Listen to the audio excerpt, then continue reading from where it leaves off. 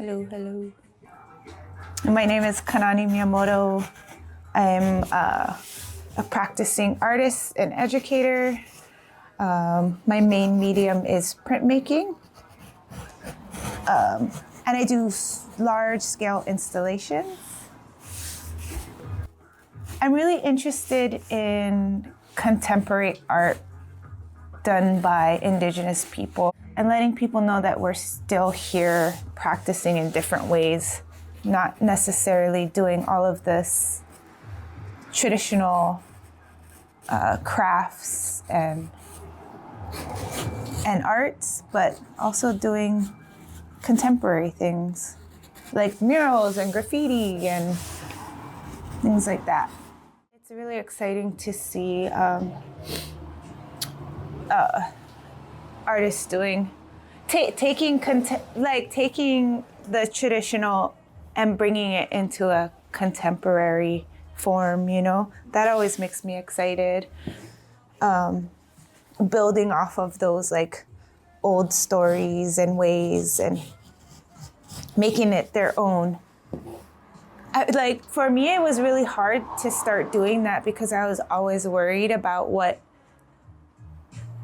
my community would say, like the elders or, other people I knew in the art world, like, oh shoot, I can't use this symbol because I need to learn more, or, but I don't know, now as I keep working and keep doing art and keep learning, I feel like I can make things my own, and bring them into a more, a different way. Because I don't know how to say it, but even though it's who I am, right? And I should be able to use it how I want to because our ancestors did, right? Like one of our ancestors was like, oh yeah, let's use these triangles to symbolize a shark. And then it developed into other things. People are always innovating new things, I guess. I think that's why I like the contemporary stuff. I have a colleague at PSU, Trevino Brainstorm. And he would always say, everyone just thinks we're feathers and leathers. Yeah, feathers and leathers, yeah. And it's that's there, and it's a big part of our culture. But we're active participants in today. Right. About the project.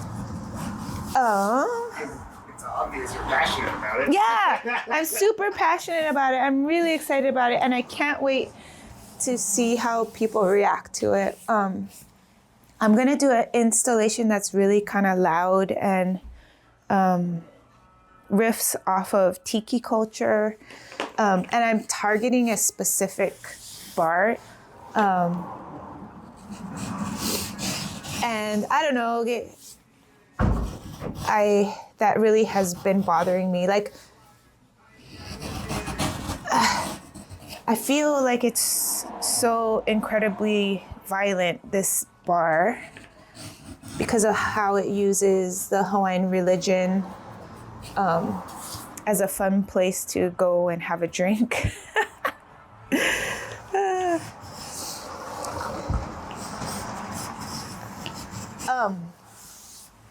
But I wrote all of these, I took the menu and I wrote all of these little descriptions for the drinks, the tiki drinks that they have.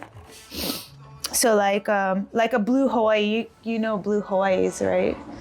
So my description is a cocktail of tropical dreams and harsh realities crafted with blue curacao, is that how you say it? Vodka and a splash of pineapple juice squeezed from the island's soul.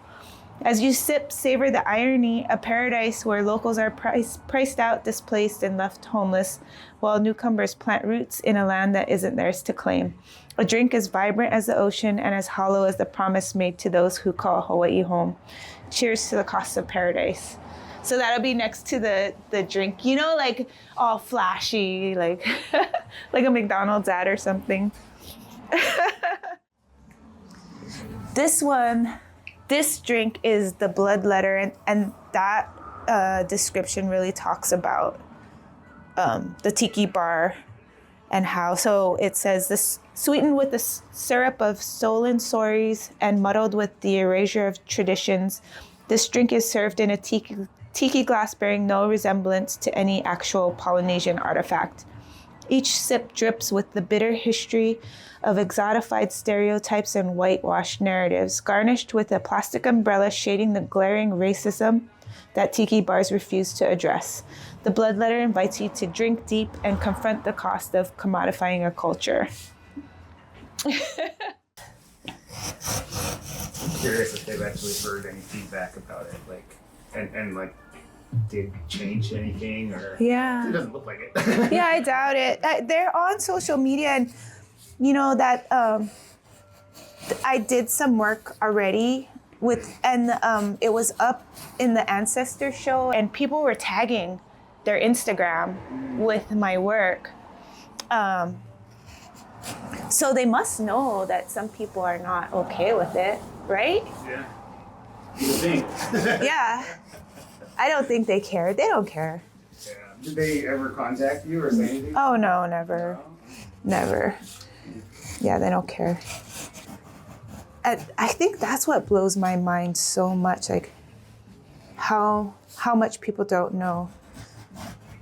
I think a lot about going back home and how different my work would be, because I think here a lot of times I'm trying to like educate people about things, but I don't think it would be like that back home. I wouldn't need to educate people, you know. But it's amazing to me how huge Hawaii is in the culture here in the States, and how much people don't know about the place. Like, I was teaching this summer camp, an art summer camp, and I was doing lei making, and I asked the kids, hey, raise your hand if you've ever been to Hawaii. More than half of the class raised their hand.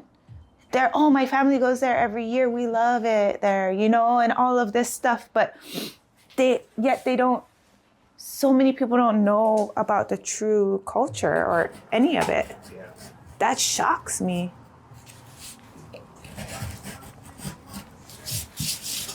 Oh, pineapples are not Hawaiian? Like, or what's wrong with dole?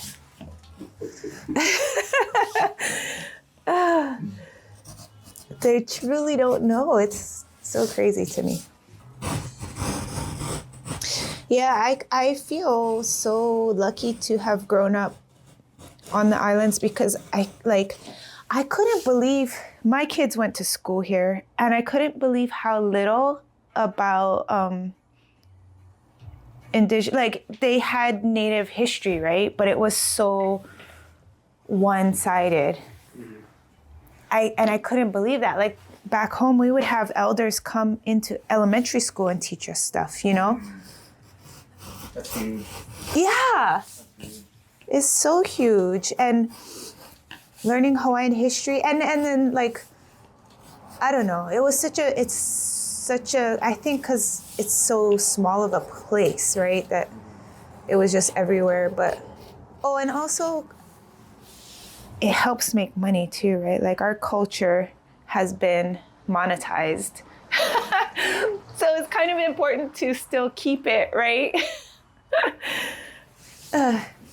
But yeah, I was really shocked about how little of indigenous perspectives they taught in school. I feel like art is an important way to, like, break some of the barriers that we have, right? Like, especially in education, when I was teaching, I always felt that art was a way into seeing other people's perspectives.